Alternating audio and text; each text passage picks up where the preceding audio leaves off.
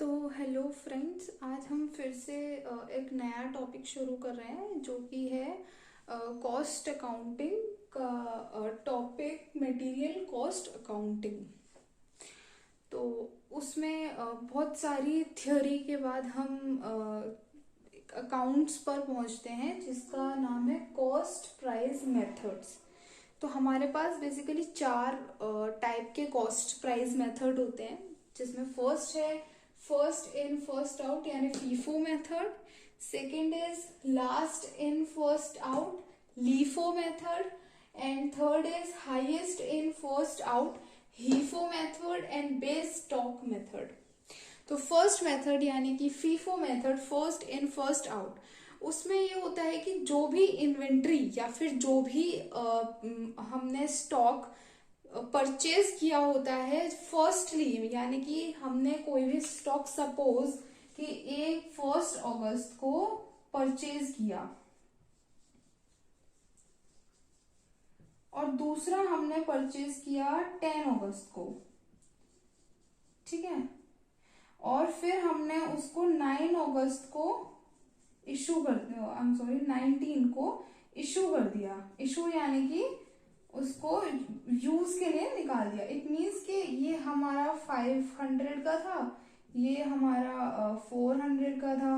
तो अब जो हम इशू करेंगे फर्स्ट इन फर्स्ट आउट में, सबसे पहले जो मटेरियल हम परचेज करेंगे, स्टॉक परचेज करेंगे, हम सबसे पहले उसको इशू करेंगे। उसके बाद हम दूसरा इशू करेंगे, उसके बाद तीसरा इशू करेंगे।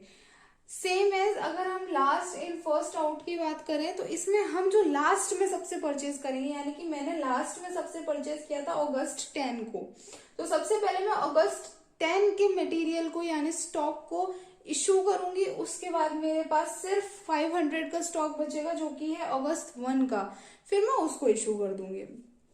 उसके बाद आता है हाईएस्ट इन फर्स्ट आउट।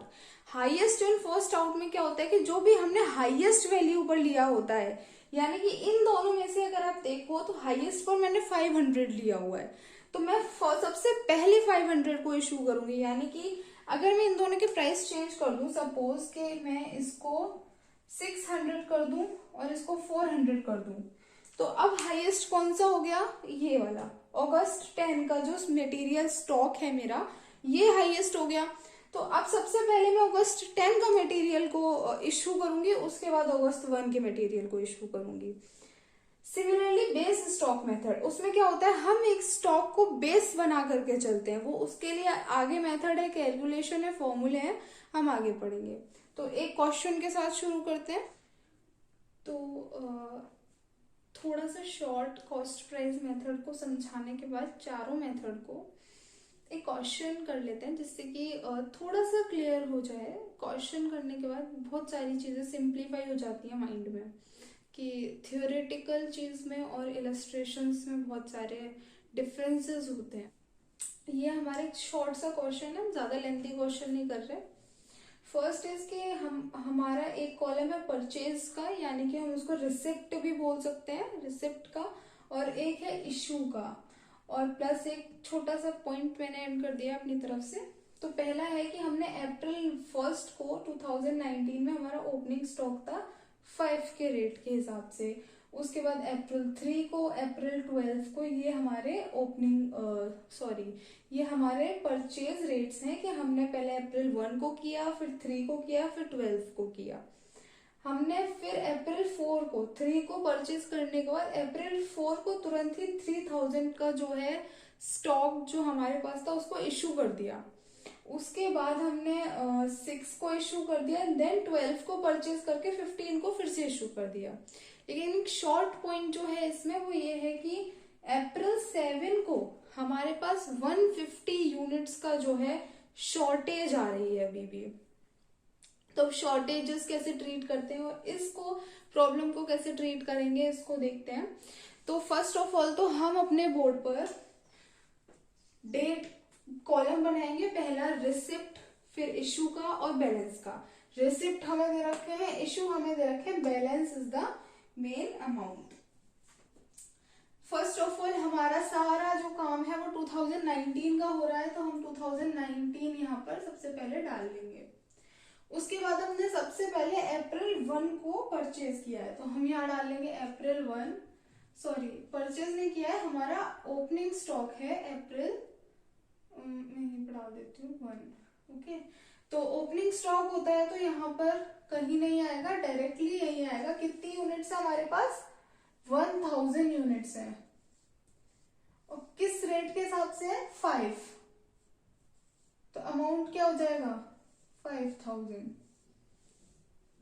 ये यही क्लोज। उसके बाद हमने कब परचेज किया है? अप्रैल 3 को। कितना यूनिट्स किया है? 5000।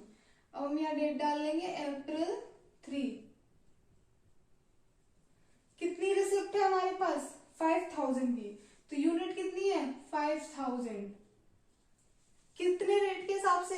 6। Rate is equals to 6। 30,000 की हमारे पास अमाउंट आ जाएगी। इशू हमने कुछ भी नहीं किया है, अप्रैल 3 को हमने कुछ इशू किया है? कुछ भी इशू नहीं किया है। तो हमारा सबसे पहले वाला अमाउंट यानी कि 1005 के हिसाब से, ये इसको इसलिए लिख रहे हैं ताकि थोड़ा सा क्लियर रहे सारी सिचुएशंस। फिर 5000 लिया है हमने 6 के हिसाब से 30,000। अब हमारे पास जो है 35,000 का बैलेंस है, क्लोज कर देंगे। अब अप्रैल 3 के बाद हमें ये देखते हुए चलना है, ये नहीं कि सिर्फ इस रिसिप्ट वाले पॉइंट को फिल करने के बाद इशू वाले पॉइंट पर आना है, नहीं, हमें दोनों पॉइंट्स को पैरेलल कंपेयर करके और देखकर चलना है।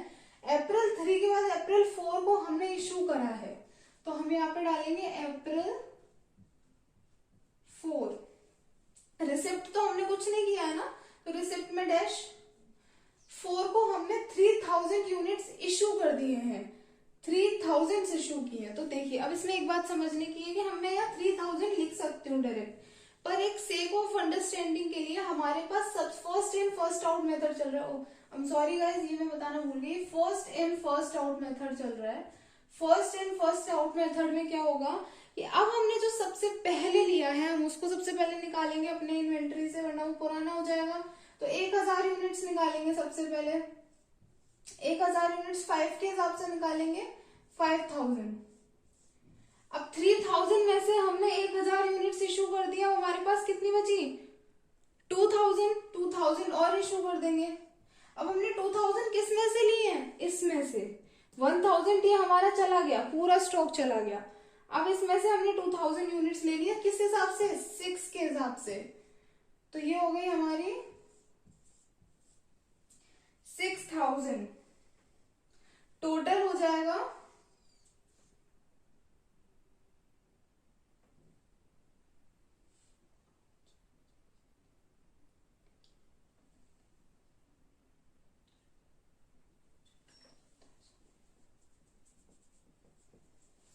तो अब हम किस में से लेंगे? 2000 यूनिट्स इसमें से 5000 में से लेंगे, किस रेट के हिसाब से? 6 के हिसाब से।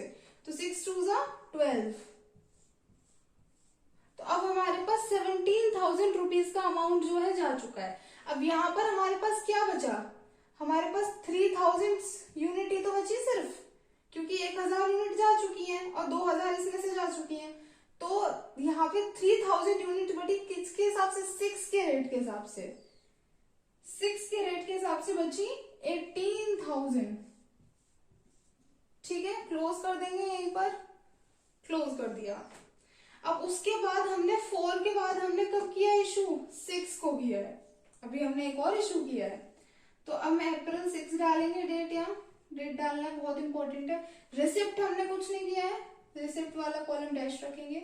हमने 6 को 2000 रुपीज 2000 का स्टॉक जो है हमने इशू कर दिया है, यानी कि 2000 हमारे पास है, हाँ है, 2000 रुपीज का हम स्टॉक इशू कर देंगे 12,000। तो अब हमारे पास कितना स्टॉक बचा? 1000 का स्टॉक बचा 6 के हिसाब से, यानी कि 6000 रुपीज। ठीक है, अब इसके बाद एक मैंने पॉइंट लिखा है 7 अप्रैल को 150 यूनिट्स की शॉर्टेज है मेरे पास। ठीक है, यानी कि शॉर्टेज को हम रिसिप्ट में नहीं ट्रीट करेंगे, क्योंकि हमने शॉर्टेज का मतलब होता है कि कमी है हमारे स्टॉक में, यानी कि इशू की है वो स्टॉक में।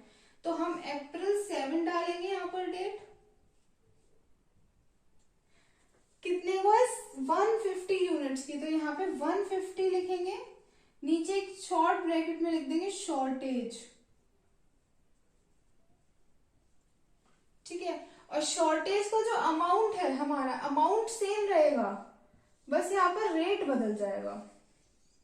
अब इसका रेट कैलकुलेट करने की, 150 यूनिट्स गए हैं 1000 स्टॉक में से, यानी कि 1000 के स्टॉक में से मेरे 150 यूनिट्स गए, कितने बचे? 850 यूनिट्स बचे मेरे पास। मैं यहां लिख दूंगी। अब मेरे को कुछ कैलकुलेट नहीं करना है, मेरे पास ये है, बस मेरे को यहाँ रेट लिखना बहुत इंपॉर्टेंट है। हम ऐसे ब्लैंक छोड़ के या फिर कुछ और रेट लिखकर नहीं आएंगे, यहाँ पर हमें रेट लिखना है पर्टिकुलर। तो हमारा रेट कैसे कैलकुलेट होगा? जितना अमाउंट है उससे हम यूनिट्स को डिवाइड कर देंगे, हमारा रेट आ जाएगा 7.059। अब ये हमारा रेट आ गया 7.059। अकाउंट्स यहाँ क्लोज कर देते हैं हम, और ये वाला अकाउंट यहाँ क्लोज होगा और ये वाला अकाउंट यहाँ क्लोज हो जाएगा। ठीक है, अब अप्रैल 7 के बाद हमने डायरेक्ट अप्रैल 12 को परचेज किया है, यानी रिसिप्ट है हमारे पास।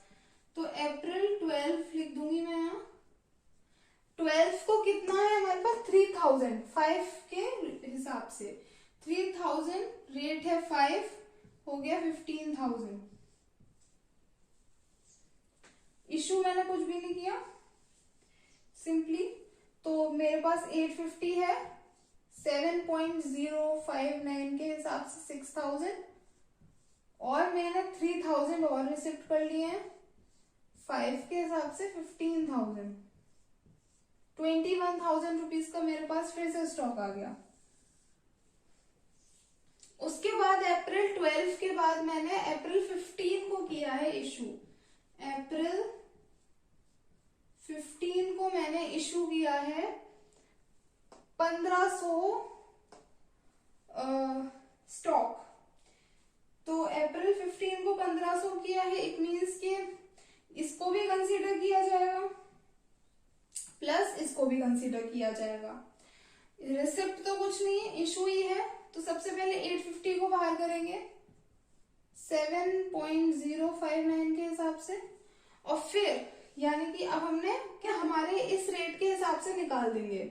उसके बाद 850 यानी कि 1500 रुपीज में से हमने 1500 इशू किया है, 1500 में से 850 यानी ये वाला अमाउंट हम इशू कर चुके हैं, क्योंकि हमारा first in first out method चल रहा है। First in first out method में जो सबसे पहले आया है वो सबसे पहले जाएगा। तो 850 चला गया, अब हमारे पास 650 बचा।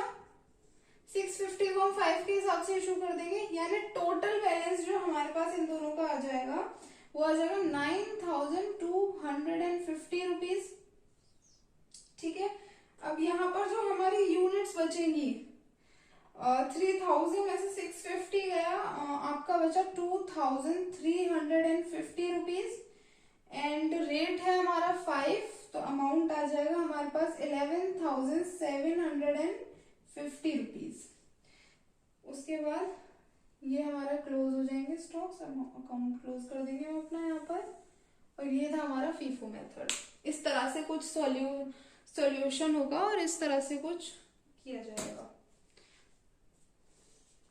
होप आपको समझ आया हो, ये था फीफो मेथड, ये समझ में आया होगा। Thank you so much for watching my video. Do like, share and subscribe.